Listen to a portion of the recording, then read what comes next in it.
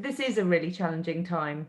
And often when I work with clients, it is perhaps a couple of years out. So I have a real mixture of emotions that are running through my clients, and a lot of them, I think the biggest challenge for them is actually prioritizing themselves.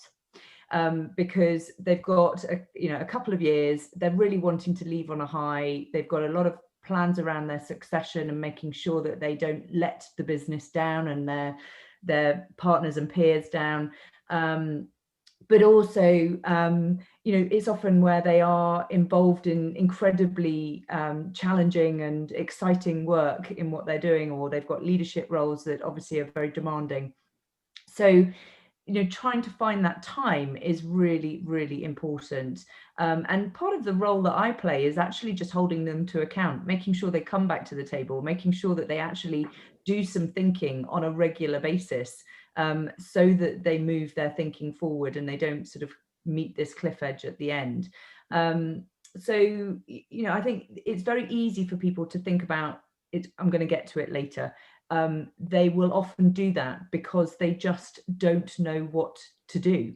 The sheet is too blank and they have too many options ahead of them, and so they cling to the safety of where they are at the moment, and they think I'll deal with it when I've retired. And actually, in some ways, that's way too late. They need to be putting in place some whether it's around change or qualifications, or whether it's around building up their networks or whatever, they need to be doing it much sooner.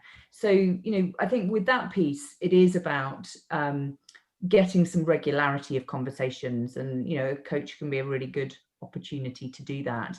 But actually, if they don't have that, then it will be diarising for themselves to check back in every couple of months, and setting themselves some plans of how are they going to progress their thinking in that period, so that they can hold themselves to account. So I think the other thing is around messaging, and how they make sure that they are very, very clear in the market around what they want, how they are wanting to evolve their brand. It's very easy for people to think of them as what they were.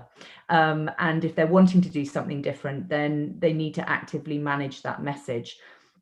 I think the biggest challenge I find is that individuals feel the way to move forward is to get out there and have a conversation and to just start talking. And they do that before they've really done their thinking. So they don't think about who do they actually go and talk to, what are they trying to get out in the market as their message, and really being very focused and targeted. The challenge with a portfolio career or a mix of activities is that often they are trying to navigate the fact that there may be some conflict in messages between the different types of activities they're going after. And so that's really difficult and needs to be very carefully nuanced so that their brand isn't impacted by somebody hearing different things about them at different stages.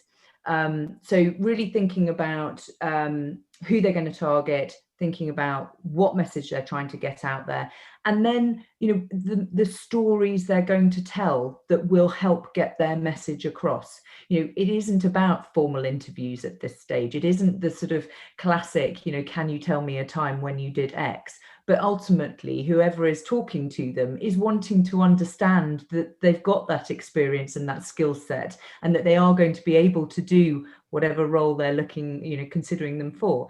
So, the story that they tell is very, very important, and showcasing their skills in a very relaxed, conversational way is not an easy thing to do. I think the final thing is really thinking about the longer term. It goes back to the point of the sort of push and pulls of moving on and transitioning. When you are facing that blank sheet of paper, it's very easy to cling on to the past. So really trying to create an exciting venture of what you want to go and do that's pulling you away from the organisation that you're in, so that you're really ready mentally to actually move on. To do that, actually, sometimes it's easier to think about the longer term rather than the immediate next step, and almost work backwards. because if you, for example, want to go and be chair of a board somewhere, that may not be something that you walk into straight away. So people set themselves up for failure, if you like, and actually really think about, okay, in order to be chair of a board, what do I need to achieve before that? So, you know, trying to make sure that you are chair on committees, making sure that you are on boards of, you know, substantial size that are going to ultimately be credible when you go for that chair role. And so, you know, really starting to put in the building blocks of the journey that you're going to follow. So the longer term planning is a useful thing. It's not about dotting the I's and crossing the T's, because you lose the opportunities that might just come along in the conversations you have in your coffees. But it is about having a direction and having an idea. And it means that when you go back to your messaging, actually it's much more credible, much more impactful, and that you've got this, you know, well thought out plan.